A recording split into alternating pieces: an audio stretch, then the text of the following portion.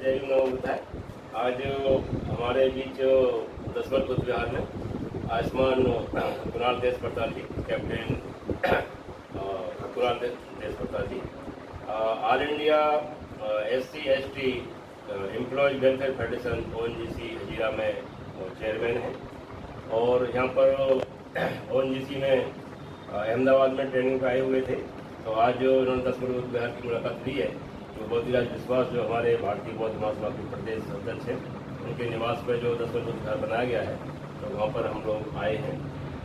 और साहब बहुत ही मतलब सक्रिय हैं, और जहाँ भी जाते हैं वो ये ढूंढते हैं कहाँ बुद्ध विहार है, कहाँ बुद्धिस्ट प्लेस है, कहाँ हमारी ऐतिहासिक धम्मभूमि वगैरह हैं।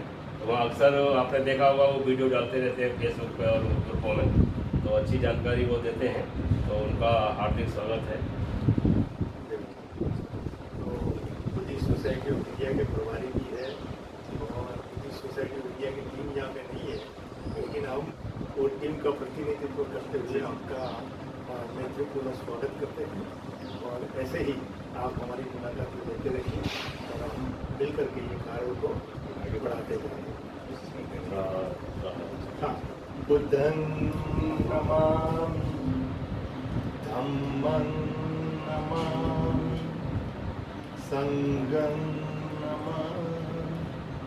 पर आया तो मैं दसबल बुद्ध विहार के बारे में तो जानकारी थी मुझे, बट यहाँ पर आने के बाद मैं बड़ी आश्चर्य में हुआ, मुझे बहुत आश्चर्य हुआ, बहुत खुशी भी हुई कि ये जो बुद्ध विहार है वो कोई ऐसा अलग से कोई बुद्ध विहार बनाया नहीं गया है। ये जो हमारे भारतीय बौद्ध महासभा के जो गुजरात प्रदेश अध्यक्ष है आदरणीय आयुष्मान सर डॉक्टर बोधिराज विश्वास सर, इनके घर पे ही ये छत पे इन्होंने यहाँ पर बनाया है। ऐसी व्यवस्था यहाँ पर नहीं थी, यह टेरिस था नॉर्मल, और फिर अभी जैसे उन्होंने मुझे बताया कि इसके लिए इन्होंने बहुत अलग से ये सब जो ये रूम वगैरह बनाया है।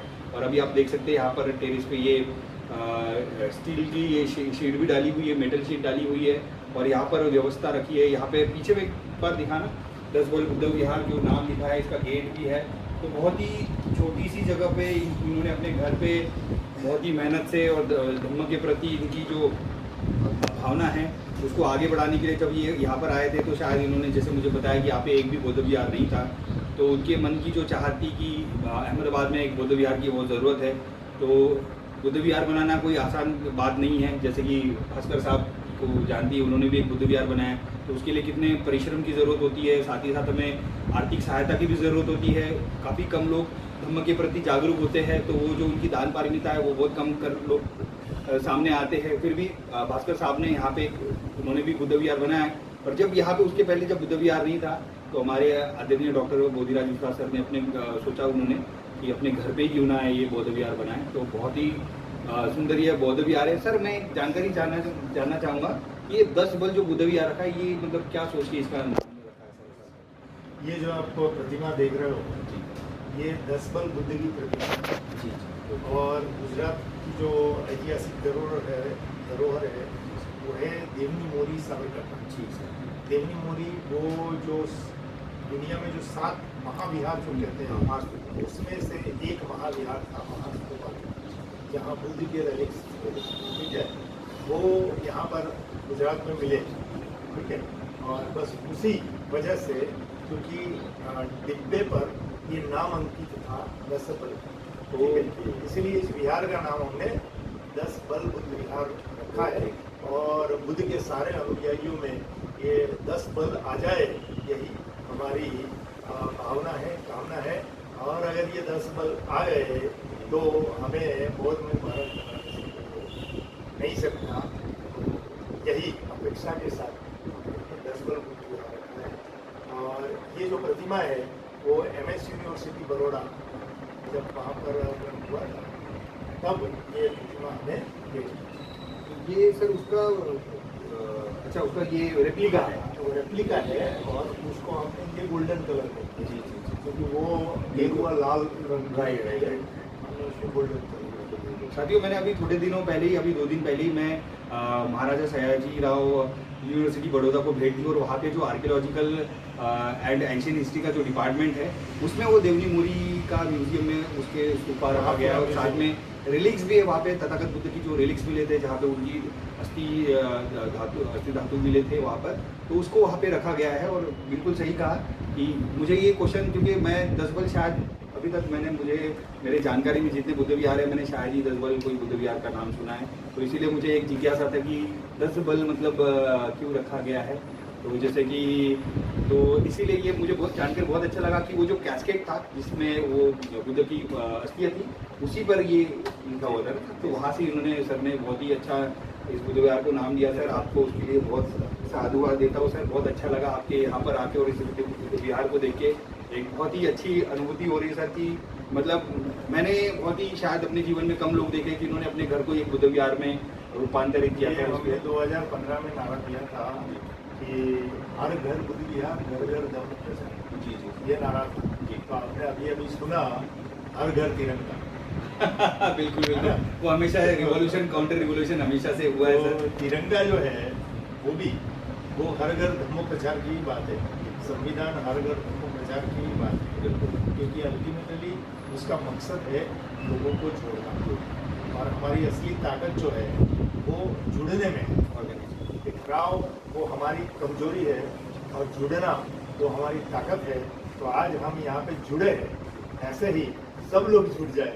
हाँ, यही भावना है। जो बाबा साहब ने हमें जो 3 बातें बताई है, उनका सारा जो अंश है, जो पूरा जीवन का, उन्होंने 3 ही बातें हमें सिखाई है, एजुकेट, एजिटेट एंड ऑर्गेनाइज। तो ये 3 बातों में से जो ऑर्गेनाइज है ये बहुत इंपॉर्टेंट है। किसी भी समाज की जो शक्ति होती है, ताकत होती है, वो एकजुटता में होती है। बुद्धा ने भी संघ ही बनाया था। जब आप देखते हैं कि संघ की ताकत बहुत होती है, तो इसलिए अगर हमारा समाज इस बात को समझे और सब लोग एकत्रित होकर जो संघ की ताकत है उसको समझे, तो बिल्कुल भारत, बाबा साहब का जो सपना था कि भारत को एक बार फिर से हमें बौद्धमय बनाने का है, तो उसको हम ज़रूर उस सपने को साकार कर पाएंगे सर। तो सर इसी बात को मुझे फिर से मैं आपको बहुत बहुत साधुवाद देता हूँ। बहुत सर अच्छा लगा आपके घर पे आके।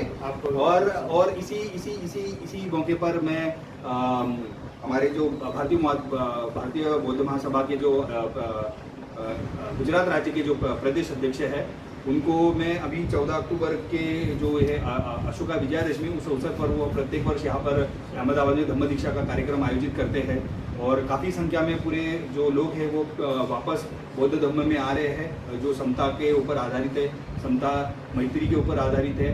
तो उस के लिए वो हमेशा कार्यरत है। और हर वर्ष, मैं पिछली बार भी यहाँ पे अहमदाबाद आया था, तो इस कार्यक्रम में मुझे विशेष अतिथि के तौर पर मुझे बुलाया गया था।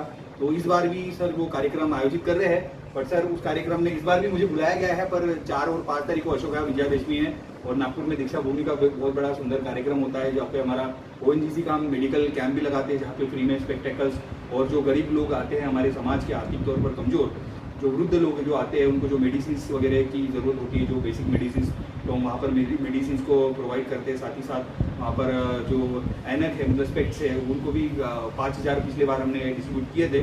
पर अभी 2-3 साल कोरोना की वजह से दीक्षा भूमि में कोई बड़ा कार्यक्रम हुआ नहीं, प्रोग्राम नहीं हुआ, तो इसीलिए 3 साल का ये गैप हो गया और 3 साल के बाद ये मौका मिल रहा है, तो इसीलिए उस मौके को मैं छोड़ना नहीं चाहता, दीक्षा भूमि में जाना चाहता हूँ। तो मेरी यहाँ से डायरेक्टली मैं 4 और 5 तारीख का कार्यक्रम है, पर फिर भी मैं अपनी ओर से सर को अभी से बहुत बहुत साधुवाद देता हूँ। सर आपने इतना अच्छा कार्यक्रम का आपने सोचा है और आपका कार्यक्रम सक्सेसफुल रहो सर। ज़्यादा से ज़्यादा, बड़ी से बड़ी संख्या में लोग आए और इस धम्म दीक्षा कार्यक्रम में वो सहयोग दे। और सर मेरी ओर से मैं आपको सर ये 5,000 रुपये का सर, 15 लोग सामने दीक्षा, कितना 15 लोग, तो ये सर मेरे तरफ से मैं 5,000 रुपये की आपको उस समारोह के लिए सर, तो